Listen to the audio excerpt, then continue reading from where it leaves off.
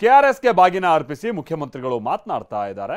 ಹೇಳಿ ಕೇಳಿ ಕೆಆರ್ಎಸ್ ತುಂಬಿರುವಂತ ಕಾರಣಕ್ಕಾಗಿ ಇವತ್ತು ಸರ್ಕಾರದ ಹಲವು ಮಂದಿ ಹೋಗಿ ಒಂದು ಕಾರ್ಯಕ್ರಮ ಆಯೋಜನೆ ಮಾಡಲಾಗಿದೆ. ಬನ್ನಿ ಕೇಳೋಣ.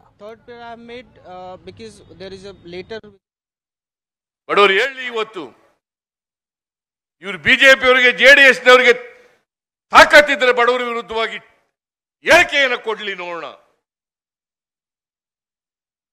ಇವರಿಗೆ ದಮ್ಮಿಲ್ಲ. ಗ್ಯಾರಂಟಿಗಳನ್ನ ನಿಲ್ಲಿಸಿ ಅಂತ ಹೇಳಿ ನೋಡೋಣ. ನೇರವಾಗಿ ಹೇಳಿ ಬಡವರ ವಿರೋಧ ಆಗ್ತಾರೆ ಅಂತೇಳಿ ಭಯ. ನೇರವಾಗಿ ಹೇಳಲ್ಲ. ಗ್ಯಾರಂಟಿ ಯೋಜನೆಗಳಿಗೆ ಖರ್ಚು ಮಾಡ್ತಾ ಇದ್ದಾರೆ, ಗ್ಯಾರಂಟಿ ಯೋಜನೆಗಳಿಗೆ ಖರ್ಚು ಮಾಡ್ತಾ ಇದ್ದಾರೆ ದುಡ್ಡು. ಇವರ ಹತ್ರ ಅಭಿವೃದ್ಧಿಗೆ ಹಣ ಇಲ್ಲ. ಈ ವರ್ಷದ ಬಜೆಟ್ 3,71,000 ಕೋಟಿ ರೂಪಾಯಿ. 3,71,000 ಕೋಟಿ ರೂಪಾಯಿ. ಯಾವ ಇಲಾಖೆಗೆ ದುಡ್ಡು ಕೊಟ್ಟಿಲ್ಲ? ನಾವು ನೀರಾವರಿ ಕೊಟ್ಟಿಲ್ಲ, PWD ಕೊಟ್ಟಿಲ್ಲ, ಸಮಾಜ ಕಲ್ಯಾಣ ಇಲಾಖೆ ಕೊಟ್ಟಿಲ್ಲ. ಅಪಪ್ರಚಾರ ಮಾಡೋದು. ಸಿದ್ದರಾಮಯ್ಯ ದಲಿತರು ಹೇಳ್ತಾರೆ, ದಲಿತರ ಬಗ್ಗೆ ಕಣ್ಣಿ ಮಾತಾಡ್ತಾರೆ, ಆದರೆ ದಲಿತರ ವಿರುದ್ಧವಾಗಿ ನಡ್ಕೋತಾರೆ ಅಂತ ಹೇಳೋದು. ನಾವು ದಲಿತರಿಗೆ ಮಾಡಿರೋ ಅಷ್ಟು ಕೆಲಸನ ಬೇರೆ ಯಾವ ಸರ್ಕಾರನೂ ಮಾಡ್ಲಿಕ್ಕೆ ಸಾಧ್ಯ ಇಲ್ಲ.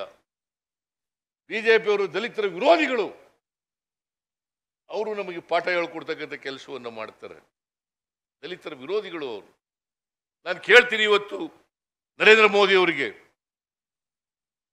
ಇಲ್ಲಿ ಬಿಜೆಪಿಯವರಿಗೆ, ಅಶೋಕ, ವಿಜಯೇಂದ್ರ ಯಾರ್ಯಾರಿದ್ದಾರೆ ಇವರಿಗೆಲ್ಲ ಕೇಳ್ತೀನಿ ನಾನು.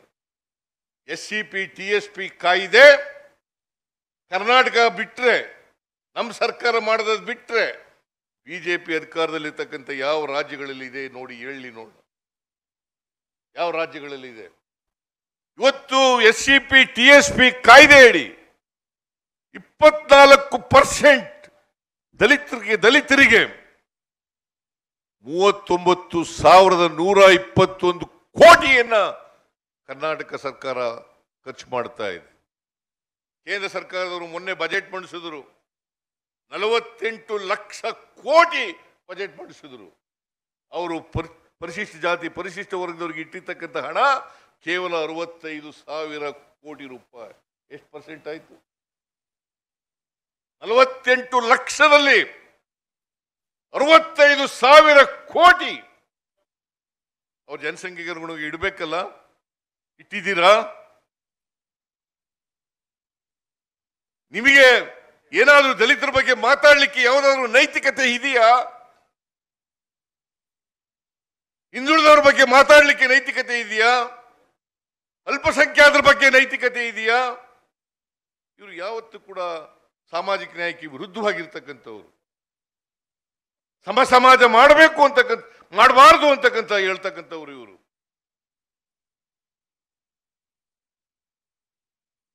ಬಸವಣ್ಣವರ ವಿಚಾರಗಳು,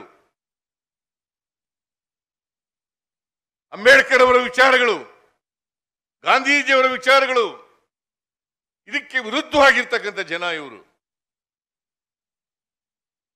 ಇವರಿಂದ ನಾವು ಪಾಠ ಕಲಿಬೇಕಾದಂತ ಅಗತ್ಯ ಇಲ್ಲ. ಈ ರಾಜ್ಯದ ಜನತೆ ನಮಗೆ ಆಶೀರ್ವಾದವನ್ನು ಮಾಡಿದ್ದಾರೆ.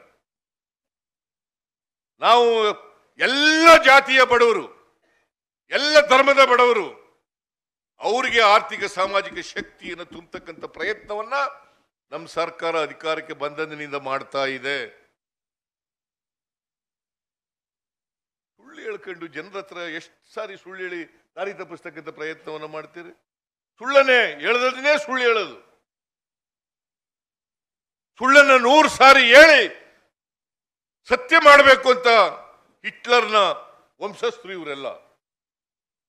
ಹಿಟ್ಲರ್ನ ವಂಶಸ್ಥರು ಇವರು. ಇವರಿಂದ ನಾವೇನು ಪಾಠ ಕಲಿಬೇಕಾದಂತ ಅಗತ್ಯ ಇಲ್ಲ. ನಾನು ಕಾವೇರಿ ಮಾತಿನಲ್ಲಿ ಪ್ರಾರ್ಥನೆ ಮಾಡ್ತೀನಿ, ತಾಯಿ ಕಾವೇರಿ, ಪ್ರತಿ ವರ್ಷ ಕನ್ನಂಬಾಡಿ ಕಟ್ಟೆಯನ್ನು ತುಂಬಿಸಮ್ಮ.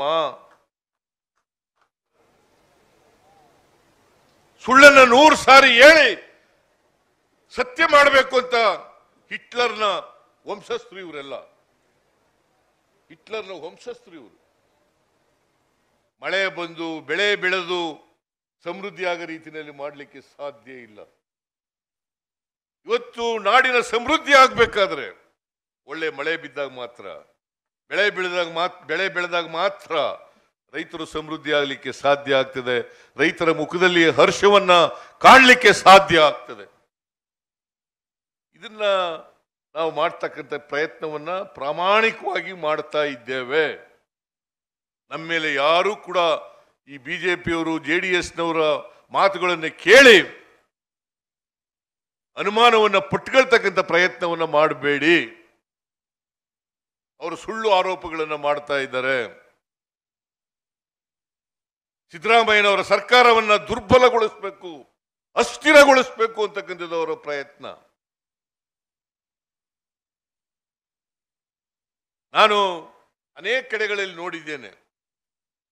ನಾನು ನಮ್ಮ 121 ಇಲ್ಲಿವರೆಗೆ ಈ ಬಿಜೆಪಿ ಸರ್ಕಾರ ಬಂದ ಮೇಲೆ, ಕೇಂದ್ರದಲ್ಲಿ ಬಿಜೆಪಿ ಸರ್ಕಾರ ನರೇಂದ್ರ ಮೋದಿ ಅವರು ಬಂದ ಮೇಲೆ 121 ಇಡಿ ಪ್ರಕರಣಗಳಾಗಿದ್ದಾವೆ.